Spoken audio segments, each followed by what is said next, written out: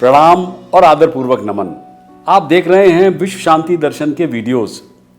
Channel के दृष्टा हैं विश्व शांति दूत विश्वधर्मी प्रोफेसर डॉक्टर विश्वनाथ दा कराड, जिन्हें पिछले कुछ दिनों पहले अमेरिका की ब्रिंघम यंग यूनिवर्सिटी ने डीलिट की उपाधि से विभूषित किया था। महाभारत भारत का एक प्रमुख काव्य ग्रंथ है जो स्मृति के इतिहास वर्ग में आता है। भारत का ये काव्य ग्रंथ जो अनुपम धार्मिक, पौराणिक, ऐतिहासिक और दार्शनिक ग्रंथ है, ये विश्व का सबसे लंबा साहित्यिक ग्रंथ और महाकाव्य है। आप जुड़े हुए हैं इस दार्शनिक ग्रंथ की कुछ अनकही और कुछ अनसुनी कहानियों से।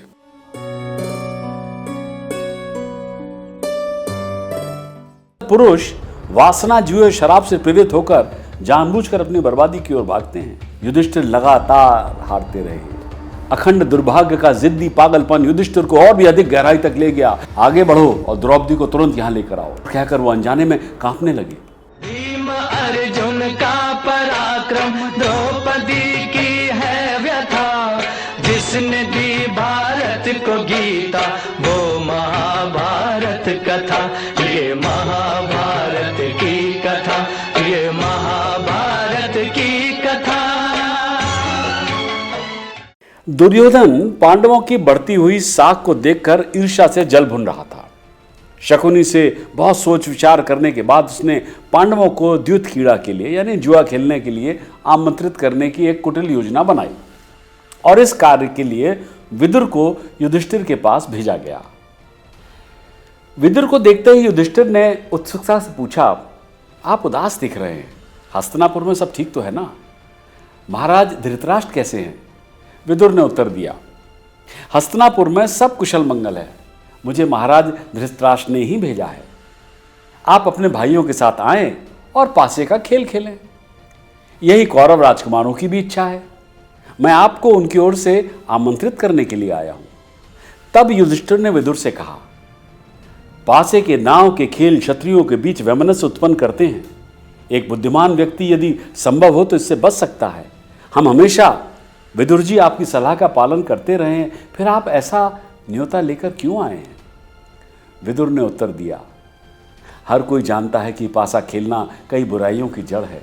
मैंने इस विचार का विरोध करने की पूरी कोशिश भी की, फिर भी महाराज धृतराष्ट्र ने मुझे आपको आमंत्रित करने का आदेश दिया है और मैं आया हूं। आप जैसा चाहें वैसा कर सकते हैं। बहरहाल विदुर से इस संवाद के बावजूद युधिष्ठिर अपने भाइयों के साथ, अपने अनुचरों के साथ हस्तिनापुर चले गए। आप ये जानना चाहेंगे कि बुद्धिमान युधिष्ठिर ने निमंत्रण को क्यों स्वीकार किया। मेरे हिसाब से 3 कारण दिए जा सकते हैं। दरअसल पुरुष वासना, जुए, शराब से प्रेरित होकर जानबूझकर अपनी बर्बादी की ओर भागते हैं। युधिष्ठिर को जुआ खेलने का शौक था। उनकी क्षत्रिय परंपरा ने पासे के खेल के निमंत्रण को अस्वीकार न करना शिष्टाचार और सम्मान का शायद विषय बना लिया होगा। एक तीसरा भी कारण है, धृतराष्ट्र का निमंत्रण अस्वीकार करके युधिष्ठिर उन्हें शिकायत का कोई अवसर नहीं देना चाहते थे। इन्हीं कारणों ने युधिष्ठिर को निमंत्रण स्वीकार करने और हस्तिनापुर जाने के लिए मजबूर कर दिया होगा। हस्तिनापुर में पांडव अपने आरक्षित भव्य महल में रुके। युधिष्ठिर ने विश्राम किया और अगले दिन सुबह दैनिक कार्यों से निवृत्त होकर पासे के खेल के लिए उन्हें महल में आमंत्रित किया। पांडव वहां पहुंचे। पारंपरिक अभिवादन के आदान प्रदान के बाद शकुनी ने युधिष्ठिर को द्युत क्रीड़ा के लिए बुलाया। युधिष्ठिर बोले, हे राजन, द्युत क्रीड़ा बुरी आदत है। इसमें वीरता या योग्यता की कोई भूमिका नहीं होती। संयोग से ही कोई खेल में सफल होता है। ऋषि मुनियों ने कहा भी है कि जुए के खेल से बचना चाहिए क्योंकि इसमें छल की संभावना रहती है। उन्होंने ये भी कहा कि क्षत्रियों के लिए युद्ध में विजय ही उचित मार्ग है, लेकिन जुए की लत के कारण दिल में युधिष्ठिर द्युत क्रीड़ा की इच्छा भी रखते थे। तीक्ष्ण बुद्धि वाले शकुनी ने तुरंत इस कमजोरी को पहचान लिया और कहा, खेल में क्या गलत और क्या सही राजकुमार, विद्वानों के बीच भी तो चर्चा होती है ना। विद्वान व्यक्ति अज्ञानी पर विजय प्राप्त करता है। बेहतर मनुष्य देखा जाए तो हर मामले में जीतता है। पासे के खेल में भी ऐसा होता है, लेकिन अगर आप डरते हैं तो आपको खेलने की जरूरत नहीं है। मगर सही और गलत का घिसा पिटा बहाना मत बनाइए कुमार। युधिष्ठिर ने उत्तर दिया, ठीक है, कौन खेलेगा मेरे साथ? दुर्योधन ने कहा, भ्राताश्री, खेल खेलने के लिए धन और रत्नों के रूप में दांव मेरा होगा और मेरे मामा श्री शकुनी मेरे स्थान पर पासे डालेंगे। युधिष्ठिर खेल में दुर्योधन को हराने में तो सक्षम थे, परंतु शकुनी तो एक मान्यता प्राप्त विशेषज्ञ था। इसलिए थोड़ा झिझकते हुए उन्होंने कहा, मुझे लगता है कि पासे में एक व्यक्ति के लिए दूसरे की ओर से खेलने की प्रथा शायद होती नहीं है। तब शकुनी ने ताना मारते हुए कहा, मैं देख रहा हूं कुमार कि आप एक और बहाना बना रहे हैं। इस पर बिना सोचे समझे युधिष्ठिर ने उत्तर दे दिया, क्या ठीक है, मैं खेलूंगा। हाँ, कौरव सभा पूरी तरह खचाखच भरी हुई थी। द्रोण, कृपाचार्य, भीष्म, विदुर और धृतराष्ट्र वहां बैठे थे। वे जानते थे कि खेल का अंत बुरा होगा। वे अप्रसन्न होकर बैठे हुए थे और सब देख रहे थे, लेकिन वो कुछ कर नहीं सकते थे, वे रोक ही नहीं पा रहे थे। कौरव और पांडवों ने बड़े चाव और उत्साह से खेल शुरू किया। सबसे पहले उन्होंने रत्नों और बाद में सोने, चांदी और फिर रथों और घोड़ों पर दांव पर लगाया। युधिष्ठिर लगातार हारते रहे। जब ये सब हार गए तो युधिष्ठिर ने अपने इस दासियों को भी दांव पर लगा दिया और फिर उन्हें भी हार गए। फिर उन्होंने अपने हाथियों और सेनाओं को गिरवी रख दिया, उन्हें भी खो दिया।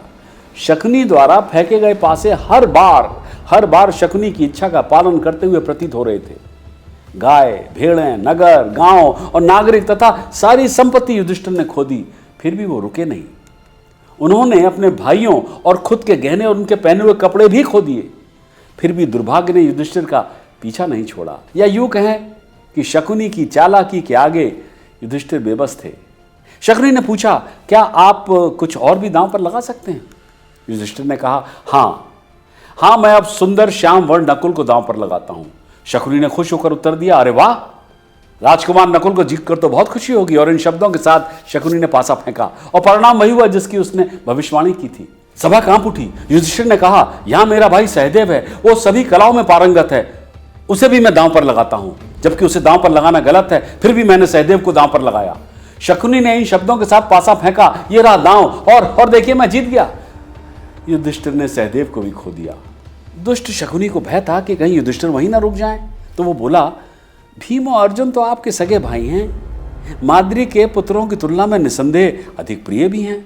हाँ, आप उन्हें तो दांव पर नहीं लगाएंगे ना? युधिष्ठिर शकुनी के सुभाषपूर्ण आरोप से आहत हो चुके थे। लापरवाह होकर बोले, मामा श्री, क्या तुम हमें विभाजित करना चाहते हो? मैं सदैव विजयी अर्जुन को दांव पर लगाता हूं, जो युद्ध के महासागरों में सफलतापूर्वक यात्रा करता है। पासा फेंकिए। शकुनी ने कहा, मैंने पासा फेंका और फिर वो जीत गया। युधिष्ठिर ने अर्जुन को भी खो दिया। अखंड दुर्भाग्य का जिद्दी पागलपन युधिष्ठिर को और भी अधिक गहराई तक ले गया। अपनी आंखों में आंसू भरते हुए उन्होंने कहा, हे राजा, भीम मेरा भाई युद्ध में हमारा नेता है। वो राक्षसों के दिलों में आतंक पैदा करता है और इंद्र के बराबर है। वो कभी भी थोड़ा सा अपमान नहीं सहन कर सकता और वो आदित्य है। मैं उसे दांव पर लगाता हूं। और फिर भीम को भी युधिष्ठिर हार गए। अधर्मी शकुनी ने अब पूछा, क्या और कोई चीज है जो आप अर्पित कर सकते हैं? धर्मपुत्र युधिष्ठिर ने कहा, हां, यहां मैं हूं। यदि आप जीतेंगे तो मैं आपका दास बनूंगा। देखो मैं जीत गया, कहकर शकुनी ने पासा फेंका और वो जीत गया। उसके बाद शकुनी ने सभा में खड़े होकर पांचों पांडवों में से प्रत्येक का नाम चिल्लाया और जोर से घोषणा की कि वे सभी उसके वैद्य दास बन गए हैं। सभा स्तब्ध सन्नाटे में देखती रही। फिर शकुनी ने युधिष्ठिर से कहा, आपके पास अभी भी एक रत्न है जिसे दांव पर लगाकर खुद को मुक्त कर सकते हो। आप अपनी पत्नी द्रौपदी को दांव पर लगाकर द्युत क्रीड़ा जारी रख सकते हैं। युधिष्ठिर ने निराशा से कहा, कुछ सोचा और फिर मैं पांचाली को गिरवी रखता हूं, और कहकर वो अनजाने में कांपने लगे। सभा में जहां बुजुर्ग बैठे थे वहां परेशानी और हलचल होने लगी। घोर अधर्म के नारे सुनाई दे रहे थे। लगा कि दुनिया का अंत निश्चित है। दुर्योधन और उसके भाई खुशी से झूम उठे। उस समूह में अकेले कौरव युत्सु ने लज्जा और दुख से अपना सर झुका लिया और गहरी आह भरी। शकुनी ने पासा फेंका और फिर वो चिल्लाया, मैं जीत गया। दुर्योधन तुरंत विदुर की ओर मुड़ा और कहा, जाओ और पांडवों की प्रिय पत्नी द्रौपदी को यहां ले आओ। उसे आगे बढ़कर हमारे घर की अब सफाई करनी होगी। उसे बिना विलंब किए आने दो। विदुर ने कहा, क्या तुम पागल हो? तुम तो निश्चित विनाश की ओर दौड़ रहे हो।